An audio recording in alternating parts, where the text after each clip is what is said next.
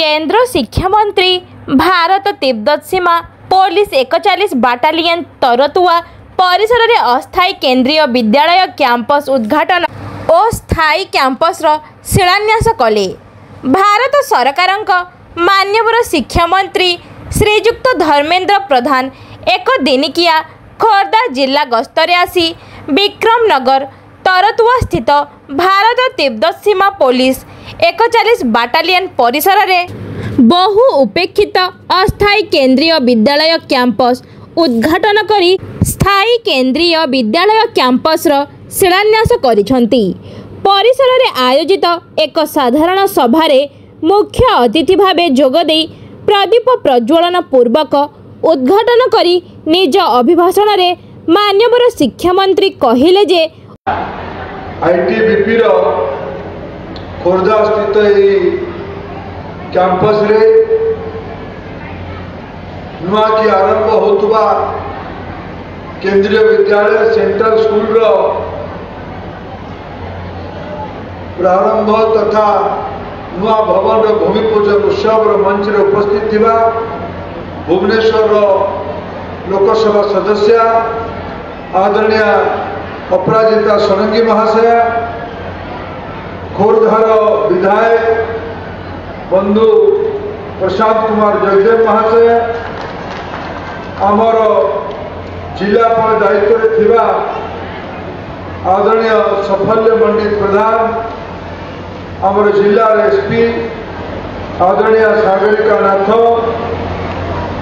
तथा आमर ये 41 बैटालियन कमांडेंट आदरणीय श्री नरेंद्र सिंह तथा हमारा डेप्यूटी कमिश्नर केंद्रीय विद्यालय ओडिशा श्री श्रीहरण घोष महाशय, ये उपस्थित थिबा नागरिक गुरुजन माने, आईटीबीपी बंधु माने, माँ माने, युवक साथी माने, राज्य केंद्र सरकार अधिकारी बंधु माने, सांबादिक बंधुगण, ए वर्ष आम राज्य नुआ की 8टी केंद्रीय विद्यालय आरंभ है।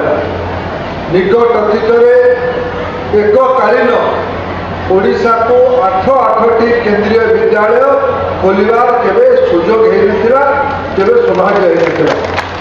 ये 8 को मिसे ओडिशा एथर मोट 75टी स्कूल है। पाखापाखि सबू सब डिविजन रे स्कूल खोलू एटा भारत सरकार का प्रचेष्टा अच्छी। आज ओडिशा अनेक सब डिविजन रे पाखापाखि 45 रु अधिका सब डिविजन रे स्कूल खोली सारे। आहरी 10-12टा सब डिविजन रे केंद्रीय विद्यालय खोलिबार आवश्यकता अच्छी।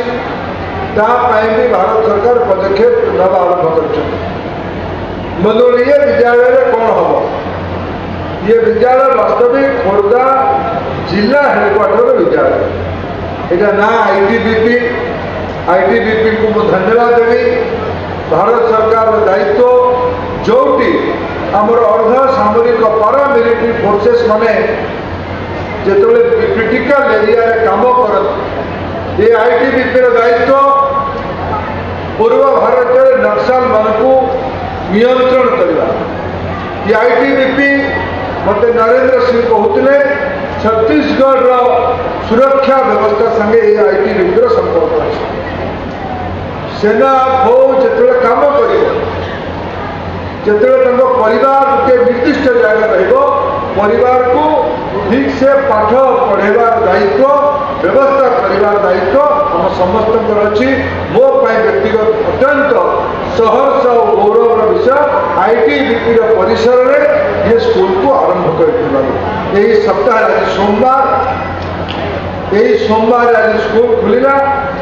2-5 दिन भीतर नुआ एडमिशन भी ये हम पिला माने पाठ पढ़े ये जो मैंने प्राथमिकता दिया आईटीबीपी कॉलोनी में 1 ରୁ 5 पर्यंत जो पिला माने केंद्रीय विद्यालय पाठ पढ़े से प्राथमिकता दिया। किंतु ये जिले साधारण वर्गर पिला